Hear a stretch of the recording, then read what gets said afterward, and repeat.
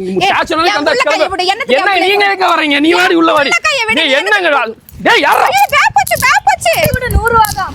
இந்த மாதிரி ட்ரெண்டியான பேக்ஸ்ல விலை கம்மியில கொடுக்கிறது மட்டும் இல்லாம அதுவும் ஸ்பெஷல் ஆஃபர் 20% ஆஃபர் கொடுக்குறாங்க.